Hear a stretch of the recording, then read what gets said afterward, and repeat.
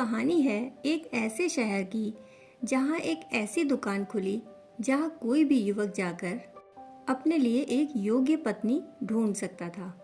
एक युवक उस दुकान में पहुंचा। दुकान के अंदर उसे 2 दरवाजे मिले। पहले दरवाजे पर लिखा था युवा पत्नी और दूसरे पर लिखा था अधिक उम्र वाली पत्नी। युवक ने पहले द्वार पर धक्का लगाया और अंदर पहुंचा। पत्नी वगैरह तो कुछ भी ना मिली। वहां पर भी उसे 2 दरवाजे मिले। पहले दरवाजे पर लिखा था सुंदर और दूसरे पर लिखा था साधारण। युवक ने पुनः पहले द्वार में प्रवेश किया। ना तो कोई सुंदर था और ना ही कोई साधारण। वहां कोई था ही नहीं।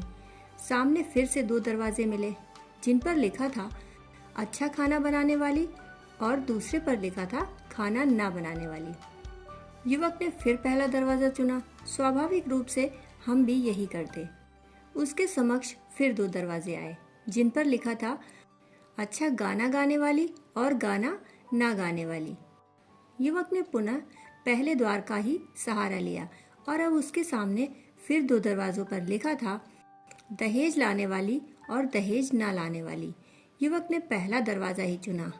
ठीक हिसाब से गणित के साथ बड़ी ही समझदारी से चला, परंतु इस बार उसके सामने एक दर्पण लगा था और उस पर लिखा था आप बहुत ही अधिक गुणों के इच्छुक हैं। समय आ गया है कि आप एक बार अपना चेहरा भी देख लें। ऐसी ही जिंदगी है हमारी, चाह चाह और सिर्फ चाह। हम हमेशा दरवाजों को ही टटोलते रहते हैं, भूल ही जाते हैं अपना चेहरा देखना। जिसने अपना चेहरा देखा उसकी चाह गिरी। जो चाह में चला वह धीरे धीरे अपने चेहरे को ही भूल गया। जिसने चाह का सहारा पकड़ लिया एक चाह दूसरे में ले गई। हर दरवाजा 2 दरवाजों पर ले गया पर कोई मिलता नहीं। जिंदगी बस खाली ही है। यहाँ कभी कोई किसी को नहीं मिला। हाँ, हर दरवाजे पर आशा जरूर लगी रहती है कि और दरवाजे हैं। हर दरवाजे पर तख्ती मिली कि जरा और चेष्टा करो। आशा बंधाई, आशा बंधी, फिर सपना देखा लेकिन खाली ही रहे। अब समय आ गया है कि हम भी दर्पण के सामने खड़े होकर देखें और अपने को पहचानें।